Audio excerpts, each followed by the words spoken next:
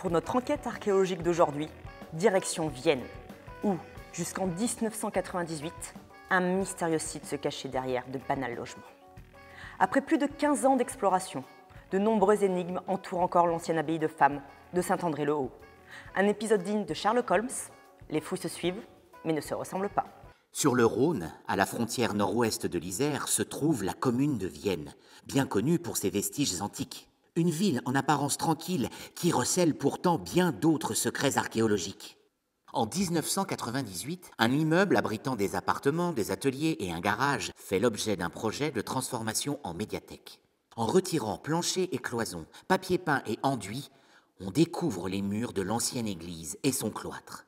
Si l'on connaissait l'emplacement de l'ancienne abbaye, personne n'imaginait alors retrouver toute la hauteur de l'édifice médiéval, ses grandes fenêtres et ses contreforts. Le secret bien gardé commence à refaire surface.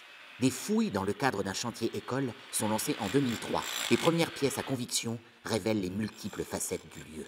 Tour à tour, monument funéraire, abbaye de femmes, cimetière puis habitation. L'église de Saint-André-le-Haut cache plus d'une vie dans ses fondations. Une petite armée d'experts est réunie pour reconstituer la chronologie précise de son histoire.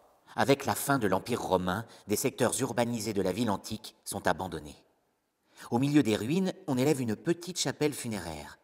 S'agit-il d'un témoin du premier monastère? Les archives parlent en effet d'un noble viennois ayant fondé au VIe siècle un couvent pour sa fille. Entouré de tombes, le bâtiment est à son tour abandonné, ruiné, arasé, et laisse place vers l'an 1000 à une nouvelle maison religieuse, confiée aux bénédictines de Saint-Césaire d'Arles. L'église des religieuses devient paroissiale au XVIIe siècle et l'on y enterre des morts jusqu'à la Révolution. Une superposition d'usages que décrypte Anne Beau et son équipe. Pour résoudre l'énigme de l'église Saint-André-le-Haut, les équipes de spécialistes mènent une véritable investigation au cœur de la pierre. Élévation, sculpture et maçonnerie sont passées au peigne fin. Anthropologues, architectes, topographes et céramologues apportent également leurs pièces au puzzle, afin de comprendre les différentes phases de construction et de vie du bâtiment. Il y a le céramologue qui vient, celui qui étudie la poterie, c'est l'étude de la poterie, de la céramique.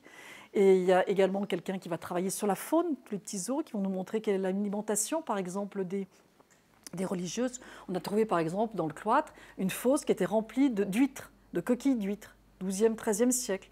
Ça, c'est très intéressant. Ensuite, il y a les monnaies iront chez le numismate, celui qui étudie, bien sûr, tout ce qui est monnaie, voilà, et qui nous donnera aussi, précisera des datations, par exemple. On travaille aussi avec un architecte pour la restitution faite des murs, et puis un topographe qui va nous donner aussi toute la question des terrasses donc antiques sur lesquelles est édifié le monastère. Donc, et puis j'en oublie certainement, bien sûr, mais ça fait partie de l'équipe. L'archéologie, c'est un travail d'équipe. C'est aucunement un travail individuel et personnel. Morts et vivants se sont ainsi succédés en ces lieux. Mais que faire aujourd'hui de cette église médiévale qui renferme des vestiges des époques romanes et gothiques? Ce ne sont pas les projets qui manquent. Les experts n'ont pas fini de faire parler l'architecture, les ossements et les objets. De nouvelles fouilles sont à prévoir dans les années à venir.